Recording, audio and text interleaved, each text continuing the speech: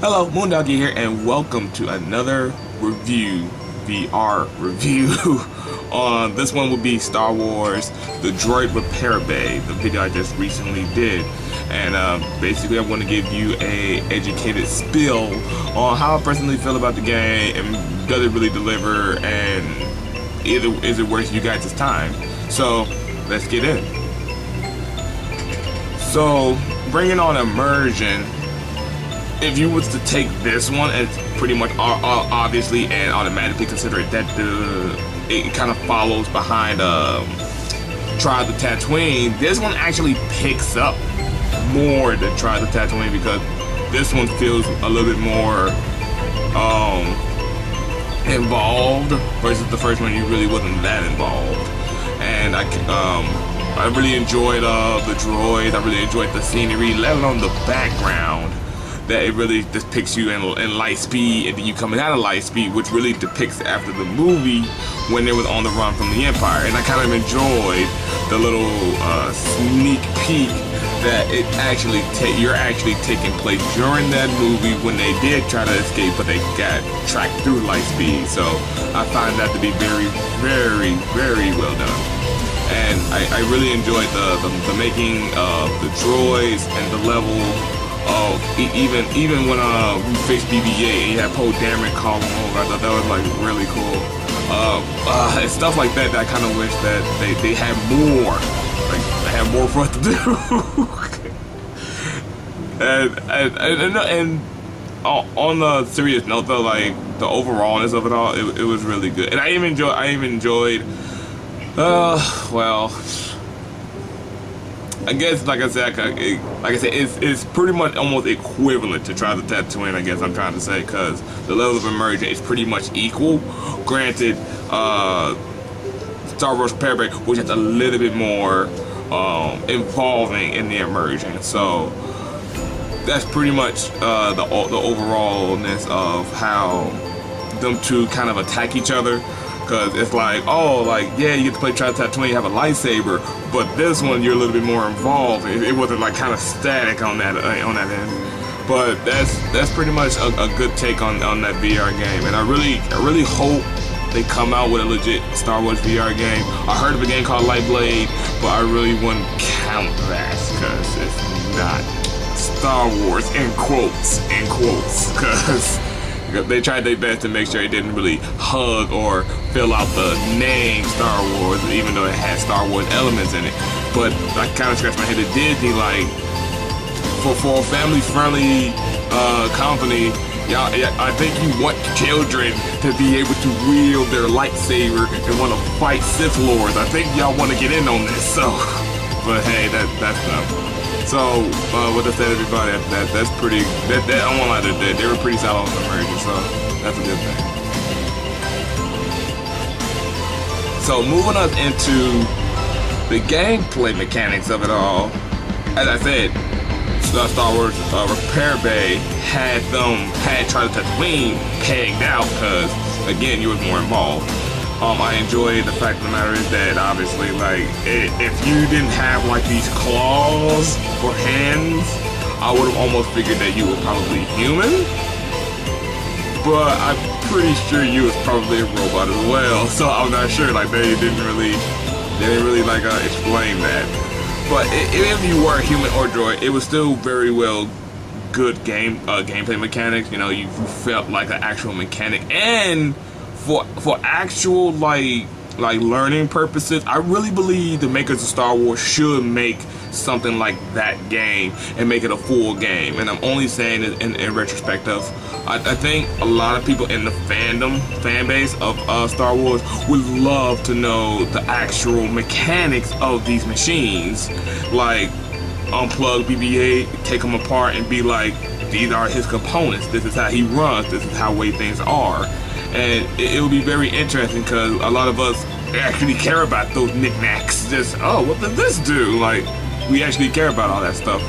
And it should extend out further going backwards in Star Wars when we had all those vehicles, the ATTEs, if I'm saying that right, We had Jedi starfighters, starships, and just God knows what. Like, it would be so amazing to actually be able to take those things apart and or just be a mechanic fixing those things. I think that would be like actually very well done, like very well done for us, and it'll teach us a lot. And I really believe that. And again, off a little topic, but I think that's like the major reason why I kind of enjoyed the game, because just because of that feeling, and that's why I believe the gameplay really sold on it. So now, when it actually comes full circle, and he's fixing these BB units, I call them BB units, granted, you know, they had different letters, but the size, I call them BB units, because technically, if you look at R2, you're looking at R2 units, granted, they all had different letter names, so, blah, screw y'all. I think even C-3PO got some different series, but anyway, getting off topic. So even with the gameplay mechanic, I also really enjoyed the fact of the matter that after that, you have to, like, you know, get the machines in shape-ish.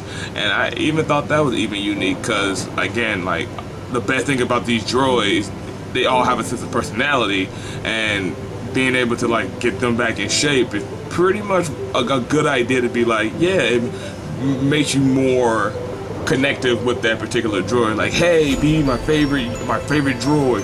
Or R2 comes up out of nowhere and needs repairs. Like, oh man, my favorite droid R2 needs help.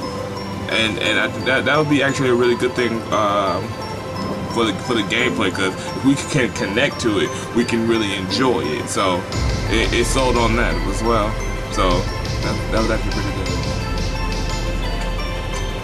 So the actual concept of when they made this, I actually really like, because, like I said again, going backwards a little bit, I really enjoyed the fact of the matter that this takes place during the movie.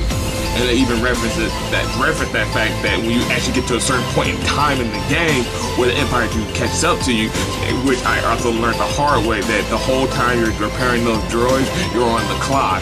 They don't tell you that, but you're actually on the clock. You gotta repair them quickly, get them working order. I think there's only like 4 droids, including BB-8. So with that said, no. Yeah, all right. So after you're doing all that, the Empire shows up with Snook's ship as well, and you start getting attacked. And then Ben comes up and heads for the bridge, and that happens in the movie. And I found that to be really interesting. Like, man, like this actually is taking place during the movie, and it's stuff like that that's like perfect, really good, and it really sells the concept. And especially for the fact that that was supposed to be a promo, which it was a promo of 8, The Last Jedi. Granted, that promo was actually good. Like, that promo was perfect. Versus Trials of Tatooine, you really don't know what the hell's going on. You're just in it. Mainly because they sold the lightsaber, and that's what made it sell. So you see what I'm talking about. So that actually works when it comes to like trying to sell the idea of what they were trying to go for when they made the VR game. So I thought that was very well done there. Very well done. And I can only imagine the more we can experience if they actually came out with, like I said, a legit VR Star Wars game. Star Wars, come on. Well, not Star Wars, it's just Disney. I don't like Disney, I'm sorry. But yeah, they did very good in the concept. I loved it. So, as for the overallness of it all, gameplay, you know, like if it works for your guys' time and anything like that, it is very well worth your time. I would say this more than Trials of Tatooine, and that's only because of the fact of the matter is I like the idea of being able to tinker on these droids and actually being able to see the inner workings of them. Granted, even in the movie, you never and will never see those inner workings on these droids, and it's very educational. And it's stuff like that you could look toward, like, in more limelight. Like, imagine if we had this stuff in actual schools where we can actually take things apart. Granted, it's just virtual reality. That's a good thing, because I mean we're learning a lot faster rather than, oh, that's a wrench. Okay. There's multiple variety of wrenches. Okay. I mean, if I was actually using these wrenches, I would be able to tell the difference myself. So, like I said, that's why I really liked the game. Really liked it, and I hope that we do get a game like that really incorporates mechanics, because I really enjoyed the fact that you get to like self-teach yourself some things, and you actually get to like explore that small little piece in your mind, like, how this works. How do you get it work? Cause like even with BB-8, I never, or any of the BB units, I never understood how he's rolling, but his head is stationary. I never, for the life of me, understood that until I did some research and figured it out. So like I really enjoyed that, and I kind of really wish that sorry, wrong term. That's why I'm really happy that in the game they did that. That's everything I wished for. That's what I'm saying. But with that said, everybody, that I do recommend you play Star Wars the Droid Repair Bay, and for being replay value worth, it actually is. I actually will play that game, and it's me versus you guys. Me, of course I would, because Star Wars, y'all crazy. And two, for the actual reality of it all. In actual reality, people would actually replay that game, and only for the fact of the matter of the enjoyment of being able to tinker on these droids that they really like. Not saying that we don't love that Star Wars and killing stormtroopers with it, but granted, we really didn't do that in Travel Tatooine. We were deflecting the bullets, and hopefully it hit them. But then again, it's like, if we were actually engaging them in combat, okay, that game is so take all my money. But sadly, it didn't do that. So Star Wars Repair Bay will actually come up on top as replay value. So other than that, everybody, that is my review on Star Wars The Trial of Tatooine. I really hope this was helpful, because I'm trying my best to really like get all the important to the point knickknacks on it, and my personal spill on how would it be more creative, developer wise, if they actually invest time into it. Yes, I'm talking shit a little bit. Just a little bit. But with that said, everybody, thank you all for watching. Please continue on watching. And as always, I will see all of you in the next Moon Rises.